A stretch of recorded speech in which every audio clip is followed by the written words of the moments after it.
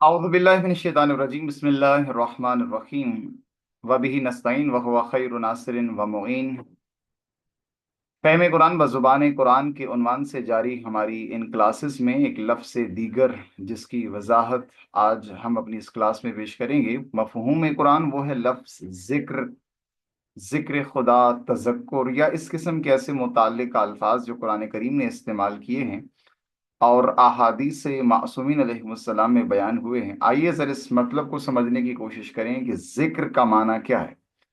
ذکر کا وہ مفہوم جو ہماری ہاں اردو زبان میں رائج ہے، اور ایک وہ ذکر کا معنی ہے جو عربی زبان میں کیا جاتا ہے۔ اور آج متاسفانہ جو ہمیں ذکر کا معنی قرآن کریم کے ان الفاظ کا ترجمہ اردو میں کیا گیا ہے، یہ ذکر کا معنی وہ کیا گیا ہے جو اردو کا ہے، جبکہ اردو اور عربی دونوں میں یہ لفظ مشترکہ استعمال ہوتا ہے، جبکہ دونوں کا معنی الگ الگ ہے۔ آئیے اس مطلب کو سمجھنے کی کوشش کرتے ہیں کہ قرآن کریم نے اس ذکر کا مطلب کیا مراد لیا ہے، جبکہ ہمارے ہاں ہماری رائج تہذیب میں، ہمارے رائج ثقافت میں اور ہماری جب زبان میں اس قرآن کریم کی ٹرمینالوجی کو منتقل کیا گیا اور قرآن کریم کے ان اصطلاحات کو یا ان الفاظ کو، تو اس کا معنی قرآن کریم کا تبدیل ہو گیا۔ ذکر اور تذکر یہ وہ دو الفاظ ہیں یا اس سے متعلقہ الفاظ۔ اذکرو، تم سب کے سب ذکر کرو، یہ ذکر الہی جو کہا جاتا ہے کثرت کے ساتھ، جیسے سورہ جمعہ کے اندر ہے کہ بسم اللہ الرحمن الرحیم فَإِذَا قُضِيَتِ الصَّلَاةُ فَانتَشِرُوا فِي الْأَرْضِ وَاذْكُرُوا اللَّهَ كَثِيرًا لَعَلَّكُمْ تُفْلِحُونَ۔ فلاح کی منزل تک پہنچنا ہے تو کثرت کے ساتھ ذکر الہی انجام دو۔ بہت خوبصورت لفظ ہے فلاح، اس کی بھی کوشش کریں گے ان الفاظ کی وضاحت اپنے انہی جاری کلاسز کے اندر۔ وہ ہے لفظ جو بھی مورد نظر، وہ ہے ذکر۔ ذکر الہی کیا ہے؟ البتہ یہ ذکر کی طرف آگے بڑھنے سے قبل، چونکہ اسی لفظ سے نکلا ہے تذکر بھی، جو ہم نے گزشتہ کلاس خوص کے عنوان سے ہم نے بیان کیا تھا، اور اس میں تھوڑا سا اس چیز کو وضاحت کے ساتھ بیان کیا تھا کہ اگر ہم نکالنا چاہتے ہیں اپنے آپ کو اور اپنی قوم کو، تو اس کے لیے بنیادی عامل تذکر ہے۔ تذکر قرآن کریم نے بیان کیا ہے، جو سورۃ الانعام کے اندر آیت نمبر 68 اور 69 کے اندر بیان کیا یہ مفہوم۔ اسی کا لازمہ کہ جب آپ ایک قوم خوص کے اندر مبتلا ہو جائے، غفلت میں گر جائے، نکالنے کے لیے اس کا عامل تذکر ہے۔ ایک باتقوی معاشرے کے قیام کے لیے بنیادی عامل تذکر ہے، جس میں کسی کو غفلت سے جگانا، متوجہ کرنا اور اسے راہ راست کی رہنمائی کرنا شامل ہے۔ البتہ توجہ کیجیے گا، جس چیز کی بابت تذکر دیا جا رہا ہے اور جس سے تذکر دے کر اس قوم کو، وہ اس فرد کو نکالا جا رہا ہے، وہ جس بیماری کے اندر مبتلا ہے وہ ہے غفلت۔ اور غفلت وہ سرطان ہے، وہ خطرناک بیماری ہے، وہ خطرناک جرثومہ ہے جو آج ہمارے معاشرے میں دامن گیر ہو چکا ہے، اور بالخصوص مسلم معاشرے کو ہم انفرادی لحاظ سے اس کا جائزہ لیں یا اجتماعی لحاظ سے، ہر دو لحاظ سے یہ چیز پیدا ہو چکی ہے اور ڈیولپ ہو چکی ہے بھرپور، اور وہ ہے غفلت۔ یہ وہ بیماری ہے، ایک حالت ہے جو انسان کے اوپر طاری ہو جاتی ہے، اور یہ طاری ہونے میں وقت نہیں لگتا۔ ایسے نہیں ہوتا کہ جیسے باقی بیماریوں کی کچھ علامات ظاہر ہوتی ہیں اور پھر رفتہ بے رفتہ انسان کے جسم پہ طاری ہوتی ہیں۔ یہ غفلت ایک حالت ہے جو انسان پہ طاری ہونے میں وقت نہیں لگتا، بلکہ ایک آن میں یہ حالت انسان کے اوپر طاری ہو جاتی ہے۔ اس کی تعریف یہ کہ کسی کام اور مصروفیت سے اچانک توجہ ہٹ جانا، اور آپ اس متعلقہ موضوع کو چھوڑ کر کسی اور موضوع کے اندر وارد ہو جائیں، اور آپ کی اس موضوع سے یا اس مفہوم سے توجہ ہٹ جائے، اسی کا نام غفلت ہے۔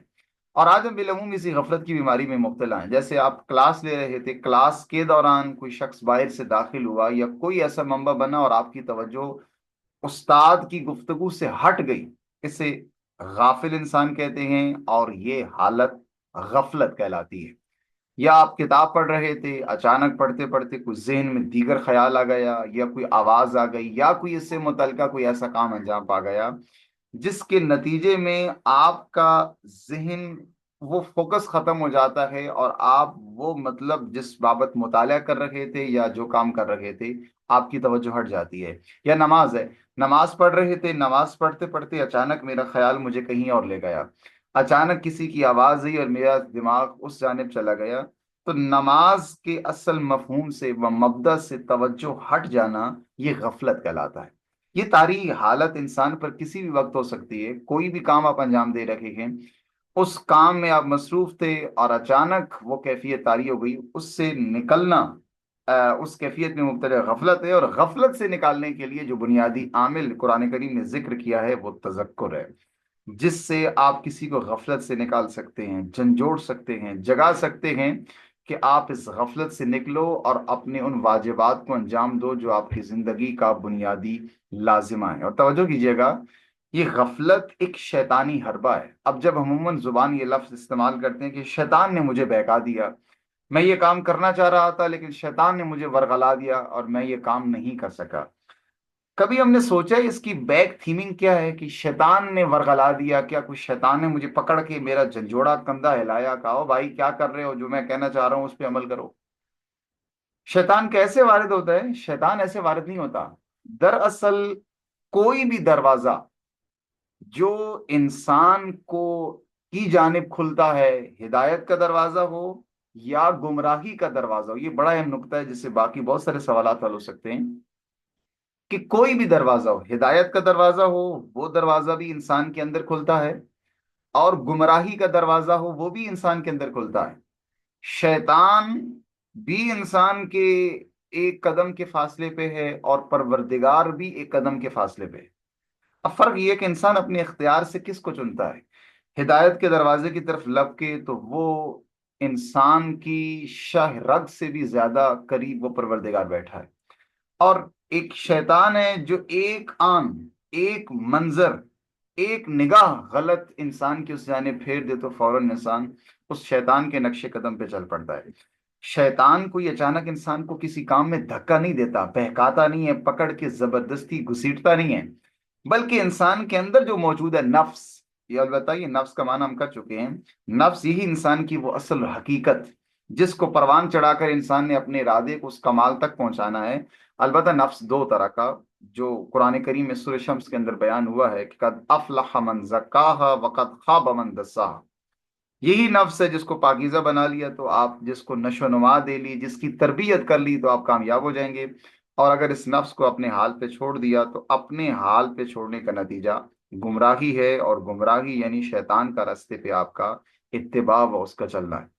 شیطان انسان کی اس نفس کو دراصل وہ تار، جیسے گٹار ہوتی ہے جس کی آپ تار کو ہلائیں تو آواز سریلی ترنم کی کیفیت پیدا ہوتی ہے، ویسے ہی انسان کے نفس کی گٹار ہے، اگر یہ انسان اپنے اختیار اس نفس کے حوالے کرے جس کی لگام شیطان کے ہاتھوں میں ہے، وہ انسان کو بہکا جاتا ہے اور انسان کو اپنے متعلقہ کام کرواتا ہے۔ شیطان نہیں کہتا کہ تم یہ کام کرو، شیطان انسان کے نفس کے اوپر حاوی ہو کر وہ باقی انسان سے کام کرواتا ہے۔ ایک لطیفہ بھی ہے، آپ نے بھی سنا ہوگا، ایک گاؤں میں شیطان نے گدھا جو ہے نا اس کی رسی ڈھیلی کر دی اور گدھے کو کھول دیا۔ وہ گدھا ایک کسان کی پاس فصل تھی اور اس کی فصل میں جا کے جو ہے وہ لگا، جا کے چرنا شروع ہو گیا اور اس کی فصل کو جا کے اس نے خراب کر دیا، تباہ کر دیا۔ اس فصل کے مالک نے دیکھ لیا، وہ مالک کسان آیا اور اس نے سیدھا فائر لیا، بندوق لی اور جا کے اس کی ٹانگ میں ماری۔ جب ٹانگ میں لگی، وہ گدھا جو ہے وہ اپاہج ہونے کی کیفیت کے ساتھ جب اپنے مالک کے پاس گھر پہنچا، اس نے مالک نے دیکھا کہ یہ فلاں نے میرے گدھے کے ساتھ یہ سلوک کیا ہے، اس نے گھر سے بندوق لی اور گھر گیا، کسان گھر میں موجود تھا نہیں، اس نے جا کر اس کی بیوی کو جا کے فائر مار دیا اور وہ مر گئی۔ کسان واپس آیا، اس نے آ کے دیکھا کہ میری گھر میں اہل خانہ کو کسی نے آ کے گولی مار دی ہے۔ وہ گیا، پتہ چلا کہ فلاں نے ماری ہے، یہ گیا، وہ بھی کسان اپنے گھر میں موجود نہیں تھا، اور اس نے اس کے جا کر فقط بیوی نہیں بلکہ تمام بیوی بچے گھر میں جتنے بھی افراد تھے ان سب کو جا کے جو ہے وہ قتل کر دیا۔ اب اتنی کیفیت بنی، اور جب اس تہاجم کی کیفیت میں گدھے کی ٹانگ سے لے کر معاملہ یہاں تک پہنچا اور آخر میں لوگ معاشرے کے علاقے کے واقعہ صلح صفائی کی نوبت آئی، اور آخر میں پوچھا گیا کہ یار وجہ کیا بنی؟ وجہ آخر کار گدھے پہ، اور سب نے کہا کہ یہ سب کا سب اعوذ باللہ پڑھو، یہ شیطان نے ہم سے کروایا ہے، اور یہ ساری کی ساری حرکت و نحوست شیطان کی ہے۔ ساتھ شیطان سن رہا تھا، اس کی آواز ہی، اس نے کہا میں نے کیا کیا ہے؟ میرا اگر قصور ہے تو میں نے تو صرف گدھا کھولا تھا، باقی تو جو کچھ کیا ہے وہ آپ نے سارا کچھ خود کیا ہے۔ تو شیطان بھی صرف گدھا کھولتا ہے، جو وہ انسان کے نفس کے اندر گدھا ہے نا، اس کو اس کے اوپر سواری لیتا ہے اور اس کو اس جانب گامزن کر دیتا ہے جس طرف انسان اپنا اختیار موڑ دیتا ہے۔ جب اپنی لگام اس کے حوالے کریں گے تو نتیجہ وہ ہوگا کہ جو وہ چاہے گا ہم وہی انجام دیں گے۔ لہذا شیطان کوئی باہر سے نہیں آتا، شیطان انسان کے نفس پہ طاری ہو کر انسان کو اس جانب موڑ دیتا ہے۔ غفلت شیطان کا سب سے بڑا حربہ ہے، جو انسان کو ایک چیز سے توجہ ہٹا کر اچانک اس انسان کی توجہ کو مبذول کر دیتا ہے۔ یہ توجہ کو اصل کام سے مبذول ہو جانا غفلت کہلاتا ہے، اور یہی غفلت شیطانی حربہ ہے جس کے نتیجے میں انسان کی توجہ ختم ہو جاتی ہے، نتیجے کے طور پر انسان کی نماز میں توجہ نہیں رہتی اور باقی کاموں میں توجہ نہیں رہتی۔ بہت سارے برادران و احباب سوال بھی کرتے ہیں، اور خود ہم کس کیفیت سے دوچار ہوتے ہیں کہ نماز میں غفلت پیدا ہو جاتی ہے۔ اس کا کوئی روحانی طریقہ نہیں ہے کہ آپ کوئی تعویذ، کوئی دم درود، کوئی ایسے ذکر و اذکار کریں گے اور اس کے نتیجے میں یہ غفلت ختم ہو جائے گی۔ غفلت ختم کرنے کے لیے دراصل یہ پریکٹس ہے۔ جیسے میں اگر اپنے دفتر کا کام کر رہا ہوں، میں اب اس وقت کلاس کی پریزنٹیشن بناتا ہوں یا بھی آپ کی کلاس لے رہا ہوں، تو اچانک میری ایک لمحے کے لیے بھی توجہ ہٹے گی تو میں موضوع سارا جو ہے وہ تبدیل ہو جائے گا، اور میں موضوع کو صحیح طریقے سے تبیین نہیں کر پاؤں گا۔ غرض آپ آدھے گھنٹے کا کام کریں، گھنٹے کا کام کریں، کوئی بھی کام کریں، یہ نماز سے ہٹ کے کام کا بتا رہا ہوں، کوئی بھی کام کریں، یہ کوئی دم درود یا تعویذ سے کیفیت پیدا نہیں ہونی، یہ انسان کا تمرکز ہے۔ جتنا تمرکز انسان مضبوط کرے گا، جتنا اپنی وقت، اپنی صلاحیت کو، اپنے فوکس کو میں کسی کام میں اسٹیبل رکھوں گا، اتنا ہی میرا فوکس بڑھے گا، اتنا ہی جو ہے وہ میری تمرکز کی کیفیت بڑھے گی اور میں غفلت سے نکلوں گا۔ لہذا غفلت سے نکلنے کے لیے اگر آپ چاہتے ہیں کہ نماز میں غفلت کا شکار نہ ہوں اور نماز میں مکمل توجہ کے ساتھ پڑھوں، تو پہلے باقی کاموں کے اندر مجھے اس کام کو چیز کو امپلیمنٹ کرنا چاہیے۔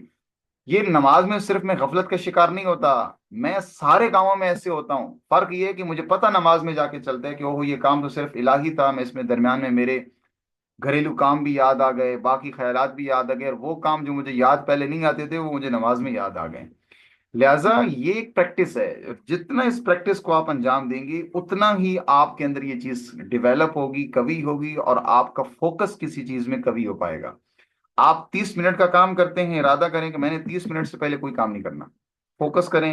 رات کو سوتے وقت کم از کم پریکٹس بڑھاتے، اس کے بہت سارے طریقے ہیں۔ رات کو جب آپ سوتے ہیں تو روزانہ سوتے ہوئے سانس لے کے 1 منٹ کے لیے ایک نقطے پہ توجہ کریں، اس طریقے سے اس کو آہستہ آہستہ بڑھاتے جائیں۔ یہ ایک طریقہ ہے جس کے نتیجے میں آپ ایک غفلت سے نکل سکتے ہیں، اور یہ غفلت سے نکلنا اور اپنی توجہ کو برقرار رکھنا یہ ایک فوکس ہے، تمرکز ہے۔ یہ تمرکز کی صلاحیت انسان جتنا کرتا جائے اتنا ہی قوی ہوتی ہے۔ ذکر و اذکار کی طرف جائیں گے تو وہاں پھر آپ کو اپنے پیسے فقیروں کی یا پیروں کی جیبوں کو بھرنا پڑے گا، باقی آپ کی کوئی سی توجہ میں اضافہ نہیں ہوگا۔ اس غفلت کا مقابلہ تذکر سے، غفلت کی بیماری و اس آفت سے نجات کا عامل صرف واحد تذکر ہے، جس کا عنوان امر بالمعروف و نہی عن المنکر کا فریضہ ہے، جو ہر عاقل، ہر بالغ پر فرض ہے۔ ہم سمجھتے ہیں کہ صرف نماز روزہ فریضہ ہے، جبکہ امر بالمعروف و نہی عن المنکر بنیادی فریضہ ہے امت سازی کا و اجتماعیت کا و معاشرہ سازی کا ایک بنیادی فریضہ امر بالمعروف و نہی عن المنکر ہے، جس بابت ہماری توجہ نہیں ہے۔ اس بابت ہم نے کلاسز کے اندر تھوڑا سا ڈیٹیل سے بیان کیا ہے، امامت و امت کے موضوع پہ یہیں پہ اسی چینل پہ یہ سارا مواد موجود ہے۔ امامت و امت کے غالباً 15 لیکچر میں، جو شاید 13 14 15 لیکچر ہیں، آخری 3 لیکچر کے اندر اس کو ہم نے تھوڑا سا ڈیٹیل کے ساتھ بیان کیا ہے کہ یہ کتنا ضروری و اہم امر بالمعروف و نہی عن المنکر کا فریضہ ہے۔ ہمیں بتایا گیا نیکی کا حکم دینا اور برائی سے روکنا، جبکہ امر بالمعروف قرآن کریم پورا اٹھا کے دیکھ لیں، امت بننے کا اور امت ہونے کا واحد فریضہ ایک ہے، اور وہ ہے امر بالمعروف و نہی عن المنکر۔ لہذا غفلت سے نکالنے کا عامل تذکر ہے، اور یہ جتنا تذکر کا عمل انجام پائے گا اسی کے نتیجے میں ہم اس کیفیت سے، غفلت سے نکل سکتے ہیں۔ اگر کوئی شخص غفلت میں مبتلا ہے اس کو تذکر دیں، اسے متوجہ کریں۔ ماں باپ جیسی نعمت اپنی اولاد کے لیے، اساتذہ جیسی نعمت اپنے بچوں کے لیے، شاگردوں کے لیے، اسی لیے تاکہ اس بار بار ان کو تذکر دیں، انہیں متوجہ کریں اپنے زندگی کے تجربے کو انہیں بیان کریں تاکہ اس کے نتیجے میں اس غفلت سے نکلیں. اور تذکر یہ نہیں ہوتا کہ آپ نے کسی کو کہہ دیا ہے، تذکر ہے اس کو اس حالت سے نکال دینا اور اس کو نکال کر حقیقی متن میں لے آنا. ایک شخص حاشیے میں گیا ہوا ہے، اس کو حاشیے سے نکال کر متن میں لے آنا، یہ تذکر کہلاتا ہے. تذکر زبان سے کہہ دینا کافی نہیں ہے، بلکہ عمل پہ اس کو لے آنا. اس کے لیے ضروری نہیں ہے کہ آپ زبان سے ڈیڈیکیٹ کرتے رہیں. یہ ایک تربیت میں ایک بہت بڑا ضعف اور نقطہ ہے جس کو ڈیٹیل کے ساتھ بیان ہونے کی ضرورت ہے. وہ یہ ہے کہ ہمارے یہاں والدین یا اساتذہ یہ سمجھتے ہیں کہ بچوں کو زیادہ سے زیادہ کہنا، صبح و شام ان کو کہنا کہ یہ نہ کرو، یہ کرو، فلاں نہ کرو، یہ خطرناک بیماری پیدا ہوتی ہے. ایک اولاد کی تربیت میں ایک بہت بنیادی عامل کریکٹر سازی، اور کریکٹر سازی زبان سے نہیں ہوتی. اس کے لیے کچھ پریکٹس اصول ہیں جن کو اپنانا ضروری ہے تاکہ ان بچوں کی صحیح تربیت ہو سکے. لہذا اس غفلت کا مقابلہ تذکر سے ہے، جس کے نتیجے میں ہم اپنی ایک اجتماعیت یا اپنے متعلقہ دیگر افراد کو اس غفلت کی بیماری سے نکال سکتے ہیں. ذکر کیا ہے؟ اسی لفظ تذکر سے نکلا ہے ذکر. اور یہ ذکر خدا جو کچھ ہم صبح و شام کرتے ہیں، ہم نے رکھا ہوا ہے. ذکر خدا کرنا یعنی زیادہ سے زیادہ سبحان اللہ پڑھو، زیادہ سے زیادہ الحمدللہ پڑھو، زیادہ سے زیادہ اس قسم کے باقی اذکار کرو. ہم نے اس کا نام رکھا ہے ذکر، جبکہ یہ ذکر نہیں ہے. توجہ کیجئے گا، دو زبانیں، ایک عربی زبان ہے، ایک اردو زبان ہے. ہم نے سب سے بڑی جو تباہی مچی ہے وہ یہی مچی ہے کہ اردو ایک محدود زبان کے اندر جب اس فصاحت و بلاغت عربی کے ان الفاظ آئے تو قرآن کریم کی اس ٹرمینالوجی کو ہم نے اپنے انداز سے تبدیل کر دیا. اردو میں ذکر کہا جاتا ہے ایک چیز کا تکرار کرنا، چند الفاظ کا زبان سے تکرار کرنا، اس کو اردو میں ذکر کہا جاتا ہے. جبکہ عربی زبان میں ذکر زبانی چیز نہیں ہے. عربی زبان میں جو زبان سے کیا جاتا ہے اس کو قول کہتے ہیں یا اس کو کلام کہتے ہیں. جو کچھ زبان سے کیا جاتا ہے، ون ٹو آل، عربی زبان میں اس کو یا ذہن میں رکھیے گا، یا اس کو قول کہتے ہیں یا کلام کہتے ہیں. زبان سے جو کچھ بھی وہ سرزاد ہو. جبکہ ذکر ذہنی چیز ہے اور قلبی چیز ہے. ذہنی و قلبی چیز کا مطلب کیا ہے؟ یعنی انسان کی یاداشت، کسی چیز کو اس طرح ذہن نشین رکھنا کہ وہ ہر کام میں مد نظر ہو، اس کو ذکر کہا جاتا ہے. یعنی کوئی بھی آپ کام کرتے ہیں جس کام کے نتیجے میں آپ دن بھر آپ کے ذہن میں رہتا ہے، اس تمام چیزوں کو ذکر کہا جاتا ہے. میں اس کو کھول دیتا ہوں تھوڑا سا. اور انسان کا ذہن دو طرح کا ہے. انسان کے ذہن میں دو چیزیں، ایک ہے حافظہ اور ایک ہے ذاکرہ. ذاکرہ، حافظہ وہ جگہ جہاں انسان اپنی معلومات کو محفوظ رکھتا ہے. جب آپ کو کتاب پڑھتے ہیں، کوئی بھی کتاب آپ نے پڑھی ہے، چاہے وہ شریعت سی کتاب ہے، دین کی کتاب ہے، یا معلومات عامہ کی کتاب ہے، انسائکلوپیڈیا ہے، کچھ بھی ہے، سائنس سے ریلیٹڈ ہے، فلسفہ فلسفی سے ریلیٹڈ ہے، آپ اس کتاب کا مطالعہ کر کے جو اپنے ذہن میں ان معلومات کو رکھتے ہیں، یہ ذہن کے اندر ان معلومات کو رکھنا، اور بوقت ضرورت جب آپ کو ضرورت پڑتی ہے، کوئی بندہ آپ کے سامنے آتا ہے، اس کا نام بھول جاتا ہے، ہاں میں آپ کو جانتا ہوں، آپ کا نام فلاں یہ ہے، تو آپ ایسی معلومات جو آپ کی روزمرہ زندگی میں ضرورت نہیں ہے، آپ مطالعہ کرتے ہیں یا کسی چیز سے علم حاصل ہوتا ہے، اس کو ایک سٹور میں رکھتے ہیں. اس سٹور کا نام جس میں بہت ساری معلومات انسان اپنے رکھتا ہے، اس کو حافظہ کہتے ہیں. جبکہ ذاکرہ وہ جگہ انسان کے ذہن کی جو انسان کے ذہن کا پہلا صفحہ شمار ہوتا ہے، جس سے میں روزمرہ کے احکامات لیتا ہوں اپنے کاموں کے. میں مثال دیتا ہوں. ایک طالب علم ہے، تاکہ مطلب اور آسان ہو جائے، ایک طالب علم ہے، اس کی کچھ کتابیں اس کے بیگ میں ہوتی ہیں. جو صبح و شام اپنے اسکول میں جاتا ہے تو وہ بیگ میں کتابیں لے کر اپنی اکیڈمی جاتا ہے تو ان کتابوں کو لے کر. وہ کتابیں کیا ہیں؟ جو اس کی ضرورت ہیں، صبح و شام اس کے ساتھ ساتھ ہیں. کچھ کتابیں وہ ہیں جو اسی طالب علم نے اپنی لائبریری میں رکھی ہوئی. اب کچھ کتابیں جو میری صبح و شام کی روزمرہ روٹین میں ہیں. کچھ کتابیں وہ ہیں جو میں میری لائبریری میں پڑھی ہیں، جب مجھے ضرورت پڑتی ہے میں ان کتابوں کو جا کے اٹھا لیتا ہوں. جو کتابیں میری لائبریری میں پڑھی ہیں وہ میرا حافظہ ہے، اور جو میرے ساتھ بیگ میں ہیں، بچہ صبح و شام اسکول میں لے کے جاتا ہے، یہ جو روزمرہ ضرورت پڑتی ہے، یہ ذاکرہ ہے. ذاکرہ وہ جگہ انسان کے ذہن کی جہاں سے انسان اپنی زندگی کے احکامات لیتا ہے، روز مرہ میں نے کرنا کیا ہے، کیسے کرنا ہے۔ میں اور مثال دیتا ہوں تاکہ مطلب تھوڑا سا اور آسان ہو جائے۔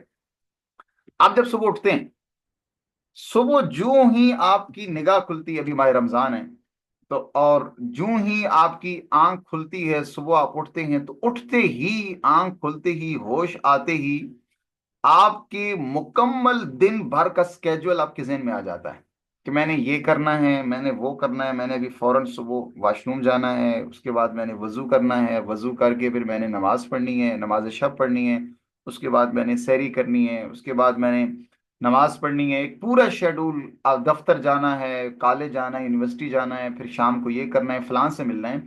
یہ جو آپ صبح اٹھے ہیں، صبح اٹھتے ہی آپ کے دن بھر کا کمپلیٹ شیڈول آپ کے ذہن میں آ گیا۔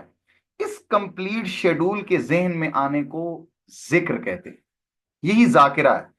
یہ جو کمپلیٹ شیڈول جس جگہ پہ تھا، اس جگہ کا نام ہے ذاکرہ، اور یہ جو کمپلیٹ شیڈول ہے آپ کے دن بھر کا، اس کو ذکر کہا جاتا ہے۔ آپ کہیں اور ذہن میں رکھیے گا، یہی ہے ذکر خدا، یہی ہے ذکر دین، اور یہی لفظ ذکر و تذکر اسی سے نکلا ہے۔ ذکر یعنی اپنی زندگی کے روز مرہ کے امور کو اپنی یادداشت کے اندر رکھنا، روز مرہ کی روٹین کو اپنے ذہن میں رکھنا، اور تذکر کسی کو غفلت سے نکال کر اس کی زندگی کے ضروری امور، اس کی زندگی کے ضروری احکامات کو اس کی یاداشت میں لے آنا اور اس کو پریکٹیکل کروانا، یہ دراصل تذکر کہلاتا ہے، اور اسی سے نکلا ہے ذکر خدا۔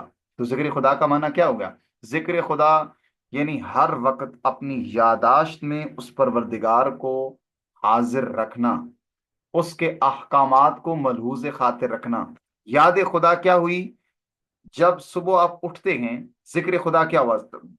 ذکر سے پھر ذکر خدا کی طرف آئیں۔ ذکر کیا؟ صبح اٹھے، آپ کے دن بھر کا شیڈول آپ کے ذہن میں آ گیا، یہ ذکر ہے۔ یہ آپ کی قوت ذاکرہ نے آپ کو بتایا، یہ ذکر ہے۔ اسی سے نکلا ہے ذکر خدا، وذکر اللہ ذکرن، وذکر اللہ ذکرن کثیرن لعلکم تفلحون۔ یہ جو ذکر خدا ہے، یہ کیا ہے؟ یعنی دن بھر کے اپنے روزمرہ روٹین میں، اپنے روزمرہ شیڈول میں الہی احکامات کو مد نظر رکھنا۔ میں واش روم جا رہا ہوں، الہی حکم کیا ہے؟ بایاں پاؤں اندر رکھنا، اور یہ پڑھنا، اللہم انی اعوذ بک من الخبث والخبائث۔ یا آپ نماز پڑھتے ہیں یا کوئی بھی عمل انجام دیتے ہیں، یہ جو آپ نے کوئی بھی عمل انجام دیا ہے، یہ جو بھی آپ نے عمل انجام دیے ہیں، ان تمام دن بھر کے شیڈول کے کو کام جو کیا ہے یا کرنے ہیں، ان تمام کاموں کو یہ مد نظر قرار دینا کہ اس کو میں نے کس طرح اللہ کے حکم کے مطابق بجا لانا۔ یہ اللہ کے حکم کے مطابق بجا لانا، یہ روزمرہ کی روٹین، یہ ذکر خدا ہے۔ ورنہ آپ وہ جو سبحان اللہ الحمدللہ کو آپ کہہ رہے تھے، وہ قول ہے، وہ کلام ہے، وہ تسبیح پروردگار ہے، وہ ذکر نہیں ہے۔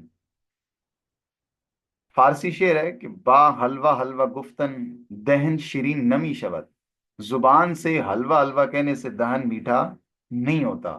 اگر آپ زبان سے جتنی مرضی ہے سبحان اللہ کہیں، آپ کی زندگی الہی احکامات کے مطابق اس زبان سے کہنے سے تابعیت اختیار نہیں کرے گی۔ وہ پھر اس حاجی کی طرح ہوگا جو سبحان اللہ، وہ ہر برا منظر دیکھا ہوگا، ایک فاحشہ منظر دیکھا، عورتوں کو دیکھا، اور فوراً ٹیڑھی نگاہ سے دیکھا کہ استغفر اللہ استغفر اللہ، میں نے تو کچھ نہیں دیکھا، فوراً پھر دیکھا کہ استغفر اللہ۔ تو پوچھا کہ بھائی اگر استغفر اللہ کہنا دیکھنے کی ہو، تو کہتا ہے کہ بھائی میں نے جو دیکھا ہے اس بابت میں نے استغفار تو کر دی ہے، میں نے زبان سے کہہ دیا استغفار، اب میں وہ میرا گناہ معاف ہو گیا، میں دوبارہ استغفار کہہ رہا ہوں۔ اس طریقے سے یہ زبان سے استغفار نہیں ہوتی۔ ذکر خدا کیا ہے؟ ذکر خدا روز مرہ کی روٹین میں الہی احکامات کو مد نظر رکھنا کہ میں نے کس کس کام کو جو کرنا ہے، اس کو الہی حکم کے مطابق کیسے انجام دینا ہے، یہ ذکر خدا ہے۔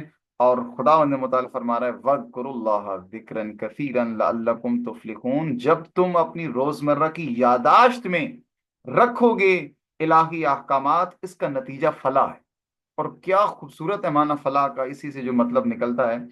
اب وقت یہاں پہ ہمارے پاس کم ہے، میں انشاءاللہ کوشش کروں گا جو اس سے اگلی کلاس آنے والی ہے میں اسی میں اس فلاح کا معنی کروں۔ تاکہ خوض سے نکالنے کا عامل تذکر، اور تذکر کا نتیجہ، ذکر کا نتیجہ فلاح، تاکہ ایک خوبصورت ترتیب بن جائے۔ اگر آپ برادران ان دروس کو سن رہے ہیں تو کوشش کر کے اپنا قیمتی وقت نکال کے ان موضوعات کو ترتیب کے ساتھ اگر خلاصہ آپ کر سکیں یا بیان کر سکیں اپنے وائس میسج کے ذریعے سے یا ریٹن، تاکہ باقی برادران کے لیے استفادہ ہو سکے۔